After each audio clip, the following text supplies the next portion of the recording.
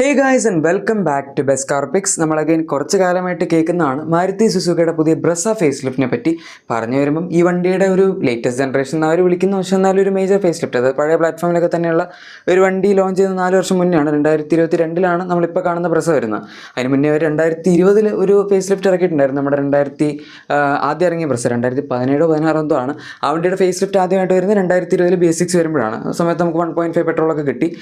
അതുവരെ ഡീസൽ മാത്രമേ ഉണ്ടായിരുന്നുള്ളൂ. എന്തായാലും അതിനുശേഷം ഒരു മേജർ ഫേസ് ലിഫ്റ്റ് 2022 കഴിഞ്ഞാൽ പിന്നെ നമുക്ക് ഫേസ് ലിഫ്റ്റ് കിട്ടാൻ പോകുന്നത് ഇപ്പോഴാണ്.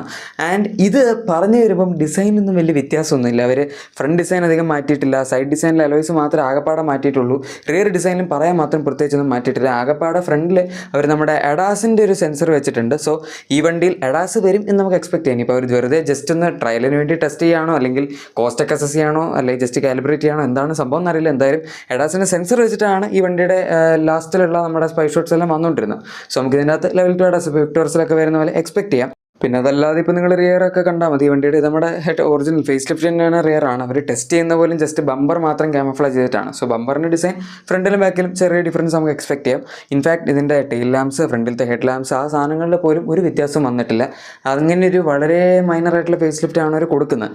പിന്നെ എന്തിനാണ് ഇങ്ങനൊരു ഫേസ് ലിഫ്റ്റ് എന്നായിരിക്കും നിങ്ങൾ ആലോചിക്കുന്നത്. കണ്ടാൽ ഫേസ് ലിഫ്റ്റ് ആണെന്ന് ആരും പറയില്ലല്ലോ, ഇത് നമ്മൾ എങ്ങനെ ഫേസ് ലിഫ്റ്റ് ആണെന്ന് മനസ്സിലാക്കും എന്നൊക്കെ. പക്ഷേ മേജർ ചേഞ്ച് വരാൻ പോകുന്നത് ഈ വാഹനത്തിൻ്റെ എഞ്ചിൻ ഓപ്ഷൻസിൻ്റെ കാര്യത്തിലായിരിക്കും, ഓർ മേ ബി ഒരു പുതിയ എഞ്ചിൻ്റെ കാര്യത്തിലായിരിക്കും എന്ന് നമുക്ക് പറയാം. കാരണം ഇതിൻ്റെ അകത്ത് നമുക്ക് ഇപ്പം നിലവിൽ കിട്ടുന്ന 1.5 ലിറ്റർ K15C എഞ്ചിൻ മാത്രമേ ഉള്ളൂ. എന്നെയാണ് പിന്നെ സപ്പോമീറ്ററിൻ്റെ ഒരു ബെനിഫിറ്റ്സ്, അതായത് നമുക്ക് എക്സൈസ് ഡ്യൂട്ടി ഒന്നും കട്ടാവാത്ത രീതിയിലാണ് അവർ ഒരു എഞ്ചിൻ കൊടുത്തിരിക്കുന്നത്. 20% എക്സൈസ് ഡ്യൂട്ടി വരുന്നതിന്. പക്ഷേ അതേസമയം നമ്മുടെ സാധാരണ സപ്പോമീറ്റർ, അതായത് 1200cc എന്ന് വെച്ചാൽ 1.2 ലിറ്റേഴ്സിന് താഴെ ഡിസ്പ്ലേസ്മെൻ്റ് ഇല്ല. 1.2 ലിറ്റേഴ്സ് എന്ന് പറയുമ്പം ഈ മിക്ക 1.2 ലിറ്റർ വണ്ടികൾ നമ്മൾ കാണുന്നത് 1198cc, 1197cc അങ്ങനെയൊക്കെയാണ്. സോ 1200cc താഴെ വരുള്ളൂ. അതൊക്കെ കൊണ്ട് നമുക്ക് ഈ പറയുന്ന രീതിയിൽ എക്സൈസ് ഡ്യൂട്ടി കുറവ് കിട്ടും. സോ ടാക്സ് ഓവറോൾ വണ്ടിയിൽ അപ്ലൈ ആവുന്ന കുറയും. അങ്ങനെ അവർക്ക് വണ്ടി കുറച്ചുകൂടി അഗ്രസീവായിട്ട് പ്രൈസ് ചെയ്യാൻ പറ്റും. പക്ഷേ ബ്രസയുടെ കേസിൽ സംഭവിക്കുന്നില്ല.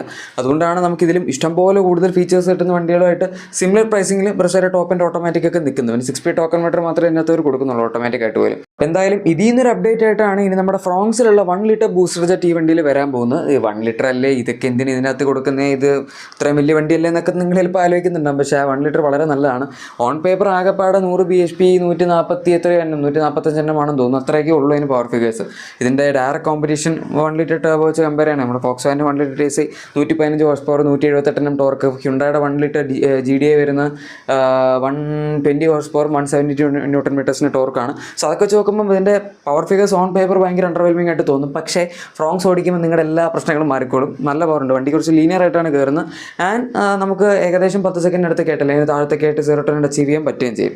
ഈ വണ്ടിക്ക് ഇത്രയും വെയിറ്റ് ഉണ്ട്. ഫ്രോങ്സിനൊക്കെ കുറച്ചുകൊണ്ട് വലിയ വണ്ടിയാണ്. പക്ഷെ എന്നാൽ പോലും ടർബോയുടെ പവർ ബാൻഡ് കയറി കഴിഞ്ഞാൽ പിന്നെ ഒരു രീതിയിലും ഈ വണ്ടിയിൽ നമുക്ക് അണ്ടർ പവർഡ് ആയിട്ട് ഫീൽ ചെയ്യുന്ന എനിക്ക് തോന്നുന്നില്ല. വണ്ടി ഇറങ്ങുമ്പോൾ നമുക്ക് കറക്റ്റായിട്ട് മനസ്സിലാക്കാൻ പറ്റുമായിരിക്കും. പക്ഷെ എന്നാലും ആ K10C എഞ്ചിൻ, അതായത് ആ K10 എന്ന് പറഞ്ഞ എഞ്ചിൻ്റെ C variant dual jet based ആയിട്ടുള്ള ടർബോ പെട്രോളാണ് നമുക്കിപ്പോൾ കിട്ടുന്നത്. സോ അതിൻ്റെ ആക്സലേഷൻ ഓവറോളൊക്കെ വളരെ നല്ലതാണ്.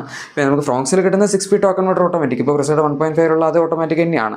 അത് ഈ 1 ലിറ്റർ ഓട്ടോമാറ്റിക് എന്ന് പറയുമ്പോൾ 1 ലിറ്ററിലേക്ക് വരുമ്പോൾ എഞ്ചിൻ അത്യാവശ്യം ഫാസ്റ്റാണ്, പക്ഷേ ഓട്ടോമാറ്റിക് കുറച്ച് സ്ലോ ആണെന്നുള്ളൊരു ക്യാരക്ടറിസ്റ്റിക്കാണ് യൂഷ്വലി നമ്മൾ കാണാറുള്ളത്. അതൊരു നന്നായിട്ട് കാലിബ്രേറ്റ് ചെയ്യണം നല്ലതായിരുന്നു. പക്ഷേ ഞാൻ അവരെ കുറ്റം പറയില്ല. ഈ സെയിം ഏസിൻ്റെ ഗിയർ ബോക്സ് ഉപയോഗിക്കുന്ന കുറേ വണ്ടികൾ, ഈവൻ ഫോക്സ്വാഗൻ്റെ പോലും ഡൗൺ ഷിഫ്റ്റ്സ് ഈ ഗിയർ ബോക്സിൽ കുറച്ച് സ്ലോ ആണ്. ഈ ഫോക്സ്വാഗനൊക്കെ ഏസിൻ സോസ്റ്റ് ഗിയർ ബോക്സ് ആണ് ഉപയോഗിക്കുന്നത്. സുസുക്കി, സിട്രൻ, ഫോക്സ്വാഗൻ, മഹീന്ദ്ര എല്ലാവരും ഏസിൻ സോസ്റ്റ് ഗിയർ ബോക്സ് ആണ് ഉപയോഗിക്കുന്നത്. സോ അതാണ് നമ്മുടെ ഗിയർ ബോക്സിൻ്റെയും ഓട്ടോമാറ്റിക്കിൻ്റെയൊക്കെ കേസ്. ഇതിൻ്റെ കൂടെ തന്നെ നമുക്ക് അണ്ടർബോഡി CNG ഈ വണ്ടിയിൽ അവർ ടെസ്റ്റ് ചെയ്യുന്നുണ്ടായിരുന്നു, വിക്ടോർസിൽ കണ്ട. സോ ബൂട്ട് സ്പേസ് അധികം കോംപ്രമൈസ് ആവില്ല. ആൻഡ് അത് 1.5 ലിറ്റർ എണ്ണയുടെ കൂടെ ആയിരിക്കും കിട്ടുന്നതെന്നാണ് പറയുന്നത്.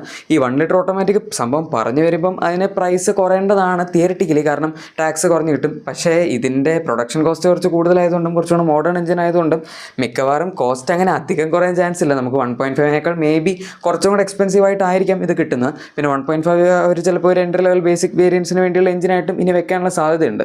സോ അതൊക്കെ എന്താവും എന്നുള്ളത് നമ്മൾ കണ്ടറിയേണ്ടി വരും. എന്തായാലും ഫീച്ചേഴ്സിൻ്റെ കാര്യത്തിൽ വലിയ ചേഞ്ച് ഉണ്ടാവുമെന്ന് എനിക്ക് തോന്നുന്നില്ല. ഈ പറഞ്ഞ എഡാസിൻ്റെ സംഭവം അല്ലാണ്ട് ചിലപ്പോൾ ഇൻറ്റീരിയറിൽ അവർ നമ്മുടെ വിക്ടോർസിലൊക്കെ കണ്ട പുതിയ 10 ഇഞ്ചിൻ്റെ വലിയ സ്ക്രീനൊക്കെ കൊടുക്കുമായിരിക്കും. ഇപ്പോൾ 9 ഇഞ്ചിൻ്റെ സ്മാർട്ട് പ്ലേ പ്രോ പ്ലസ് ആണ് വരുന്നത്. പിന്നെ മേ ബി കുറച്ച് എക്സ്ട്രാ മറ്റേ വെന്റിലേറ്റഡ് സീറ്റ്സ് അങ്ങനെ സാധനങ്ങളൊക്കെ വന്നാൽ വളരെ നല്ലതായിരുന്നു. പക്ഷെ അല്ലാതെ എനിക്ക് തോന്നുന്നില്ല അവർ മേജറായിട്ട് അക്കാര്യത്തിൽ ഒരുപാട് ഫോക്കസ് ചെയ്യുന്നു. കാരണം ഇതിന് ജസ്റ്റ് അവർക്ക് ആ പവർ ട്രിൻ അപ്ഡേറ്റ് ചെയ്യുക, പിന്നെ അണ്ടർബോഡി ചേഞ്ച് കൊടുക്കുക, അങ്ങനത്തെ സംഭവങ്ങൾക്ക് വേണ്ടിയുള്ള ഒരു മൈനർ ഫേസ് ലിഫ്റ്റ് ആണ്. എന്തായാലും നമ്മളിപ്പോൾ ഈ വണ്ടിയുടെ വീഡിയോ ഇപ്പോൾ ചെയ്യാനുള്ള സിറ്റുവേഷൻ തന്നെ ജൂലൈയിൽ ഇതിൻ്റെ ലോഞ്ച് ഉണ്ട് എന്നുള്ളതുകൊണ്ടാണ്. അത് ഏകദേശം ഇപ്പോൾ കൺഫേം ആയിട്ടുണ്ട്. ആൻഡ് 1 ലിറ്റർ എഞ്ചിൻ അതിനകത്ത് വരും എന്നുള്ളതും കൺഫേം ആയിട്ടുണ്ട്. ജൂലൈയിൽ എക്സാക്ട് ഡേറ്റ് എന്നാണ് എന്ന് ഞാൻ ഈ വീഡിയോ എടുക്കുന്ന സമയത്ത് പുറത്ത് വന്നിട്ടില്ല. പക്ഷേ വരികയാണെങ്കിൽ ഉറപ്പായിട്ട് ഞാനിവിടെ നമ്മുടെ പിൻ്റെ കമൻസിൽ അങ്ങനെ ഇങ്ങനെയൊക്കെ കൊടുത്തേക്കാം. എനിവേ ഗൈസ്, എന്താണ് നിങ്ങൾക്ക് ഈ വണ്ടിയെ പറ്റി പറയണമെന്ന് ഉറപ്പായിട്ടും താഴെ കമൻസിൽ പറയാം. പിന്നെ നിങ്ങളുടെ എക്സിസ്റ്റിംഗ് വാഹനത്തിന് എന്തെങ്കിലും ആക്സറീസ് ക്ലീൻ പ്രൊഡക്ട്സ് ഒക്കെ വേണമെങ്കിൽ നമ്മുടെ ഡിസ്ക്രിപ്ഷനിലെ പ്രൊഡക്ട്സ് ഉറപ്പായിട്ടും ചെക്കൗട്ട് ചെയ്തേക്കാം. വീഡിയോ ഇഷ്ടപ്പെട്ടെങ്കിൽ തീർച്ചയായും ലൈക്കും സബ്സ്ക്രൈബും ഷെയർ ഒക്കെ ചെയ്ത് സപ്പോർട്ട് ചെയ്യാൻ മറക്കണ്ട. നമുക്ക് മറ്റൊരു വീഡിയോയിൽ കാണാം. അതുവരെ thank you for watching my video and good bye.